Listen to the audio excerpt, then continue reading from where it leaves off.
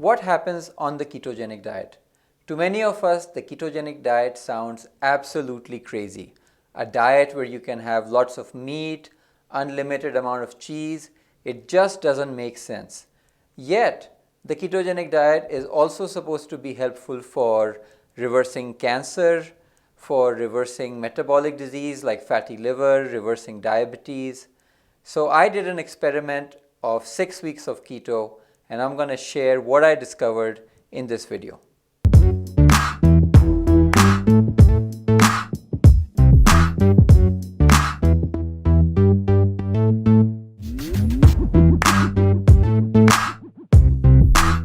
What happened to me during 6 weeks of keto?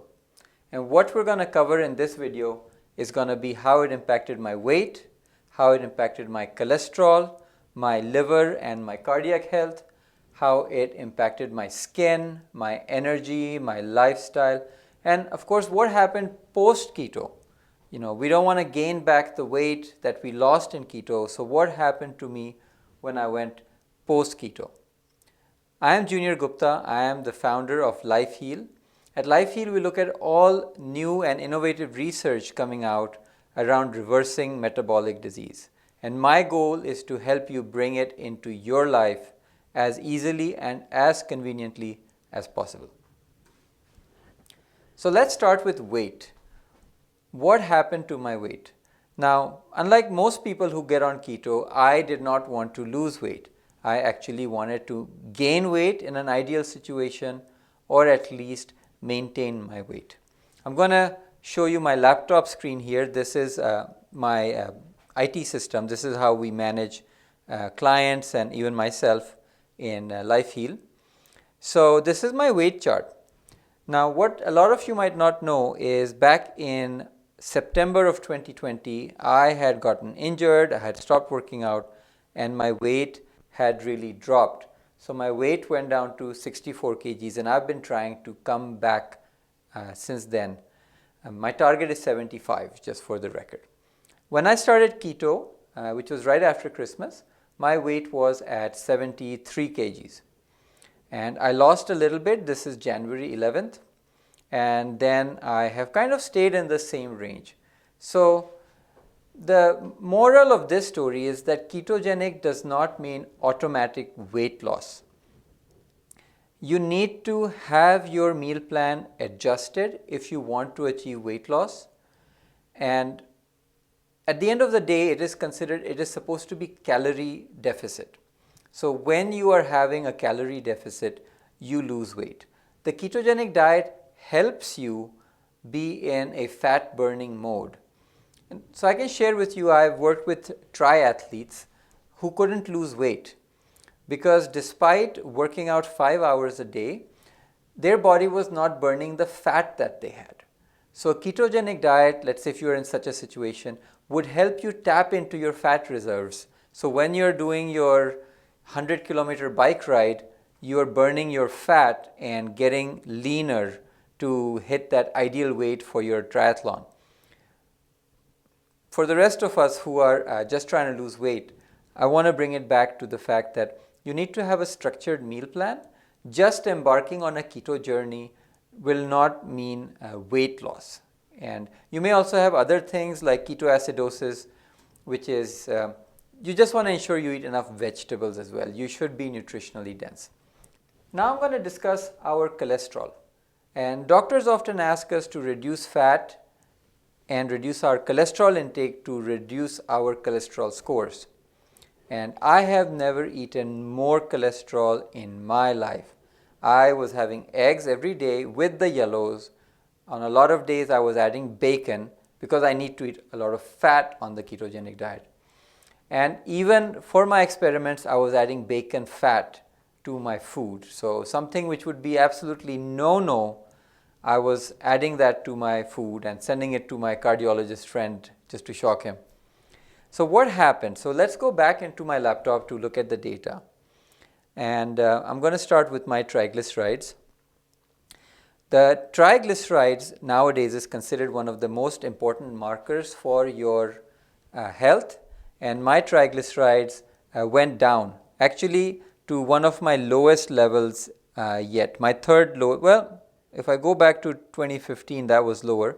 But historically, I've always had high triglycerides. So for me to get below 150, I was extremely happy. And if you see, both these numbers are when I was on a high-fat diet, and my cholesterol in both cases are low.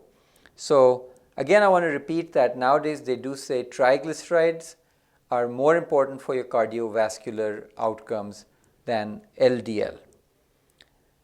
HDL, which is the good cholesterol, mine stays in the similar range. I don't have really good HDL numbers, like 54 is very good. I do need to take a capsule of fish oil every day, which I continue to take during my 6 weeks of keto. So I know my body is low on the HDL scale, even though I work out a lot as well. But this is where I am, and I will encourage you to maintain a good HDL level. For your cardiac health and your cardiovascular health, having a high HDL and a low triglyceride is very important. Now, most of us, I bet, are still fixed on LDL. So I was advised statins when I was 24 to lower my cholesterol. I would have been on statins close to half my life if I would have continued taking it. But my LDL did go up. And when I was on the high-fat diet, both of these are high-fat. Even though the date here is November 11th, I was prepping for keto.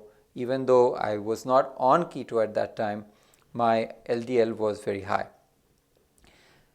Just to segue a little bit, this metric, the high sensitivity HS-CRP, this is a measure of inflammation in your body.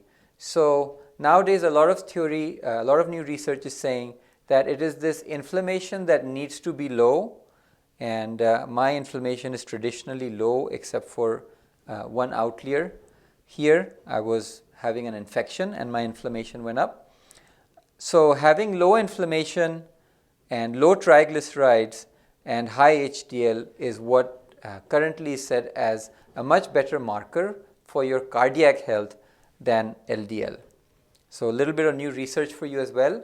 And if you are on statins, I really want you to watch a little bit more here in this video, where I'm going to cover an important test for you. Let's talk about liver health. Wherever you are on this planet, if you go to a hospital near you and you say, "Doctor, can you reverse my fatty liver?" the answer is going to be no. As one doctor friend of mine told me, "Junior, we don't have a pill for that." And unfortunately, most doctors today are trained to prescribe pills, and there is no pill for fatty liver. Ketogenic diet, as per my theory, was going to be helpful in reversing a fatty liver. Again, eating a lot of high fats but low carbohydrates for reversing a fatty liver. And that's what we experimented with. My liver score improved dramatically. I'm going to show you these. These are two graphs. I'm going to zoom in on this in the video. This is a FibroScan, and it takes one of the most advanced pictures of your liver health. This is better than an ultrasound. One particular score of mine improved dramatically. This measures the hardening of the liver. It's called steatosis. So the hardening of the liver. So when you have liver cirrhosis, this number goes very, very high. It goes up to 11. When you have a healthy liver, an average liver, that is 5.4. Mine actually went from 5.4 to 4.5. So medically significant decrease of the hardening of my liver. The other number went up slightly. That is in the wrong direction. Just for transparency, I want to mention that, but it is not statistically significant. I was in a non-fatty liver stage, and I continue to remain in a non-fatty liver stage. The technician's hand and their finesse matters a lot when you're doing this FibroScan. So, a little bit of variation can be expected. Just to make sure I emphasize this point, you can reverse a fatty liver.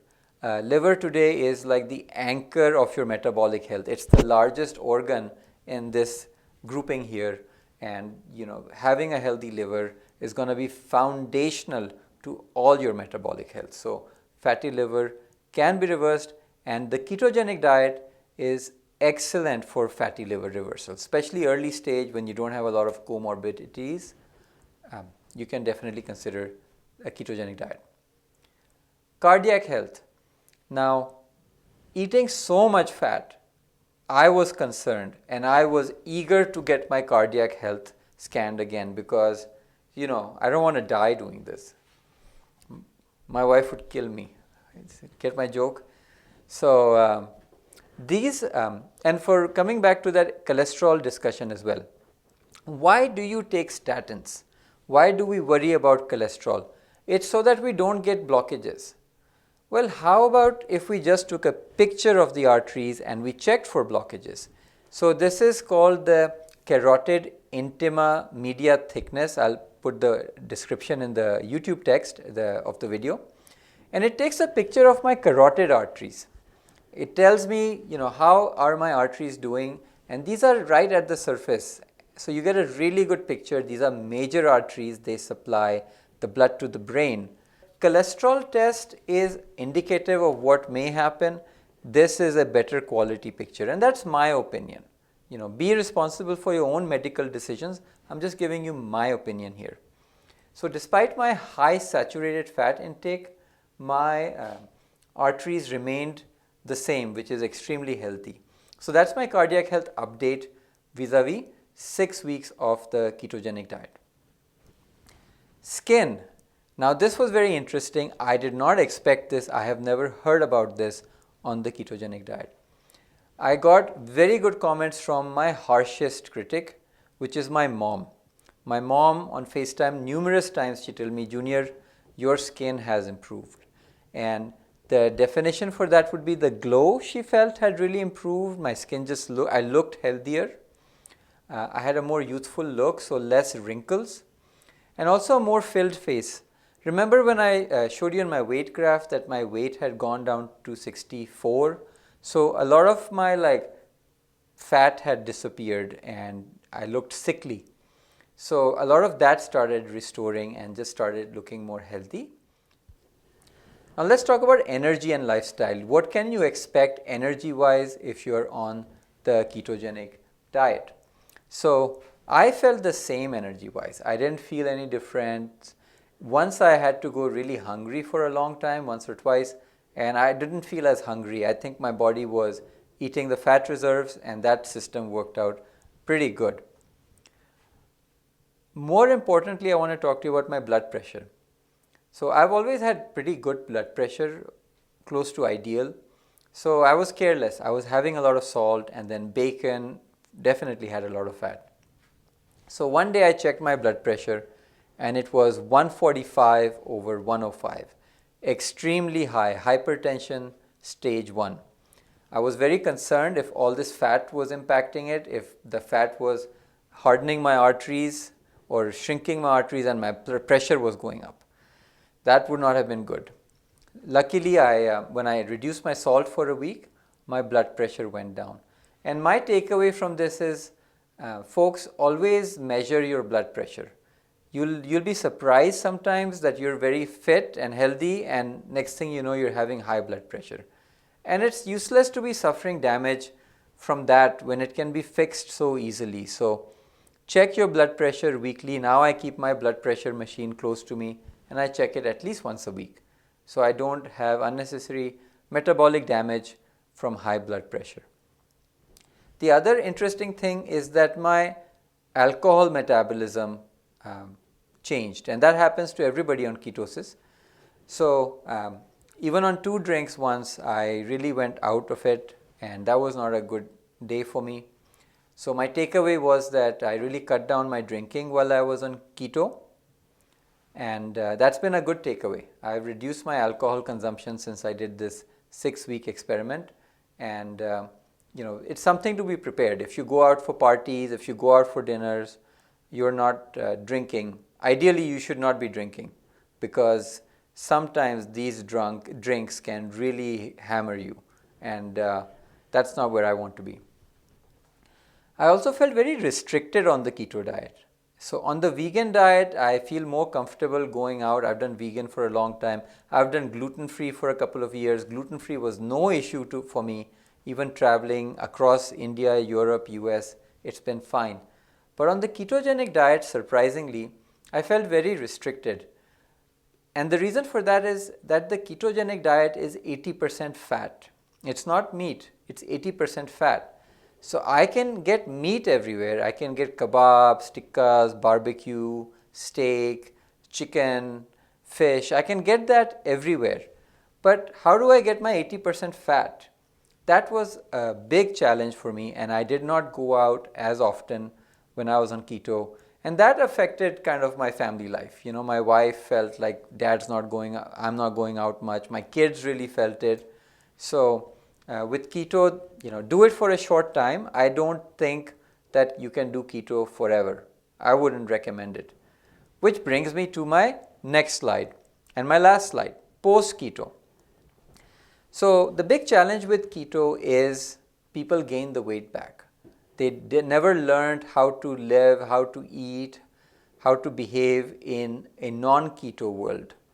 And when I stopped my keto, I gained 1 inch right away. It might even have been 1.5 inches.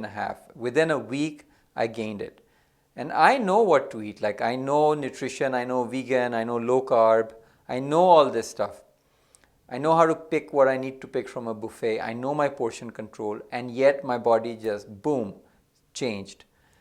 It came back down after a couple of weeks, but that is something that I want to give to you as a warning, that if you're doing keto, you need to have a plan of what you're going to do when you get off keto.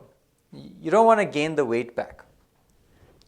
And at the end of the day, you need to know how to eat healthy. Like, you need to have a healthy relationship with food. Keto is a short-term remedy. If you have some metabolic disease, you should definitely consider keto. But for long-term health, you really need to build a healthy relationship with your food and your nutrition. For all of you who followed my posts, thanks for following them. And I hope this video gave you a good summary that you might have been looking for of my ketogenic experiment. For all of you watching this for the first time, don't forget to give me a like and subscribe. Give me your comments and feedback. So I hope that this video helped you, and thanks for watching.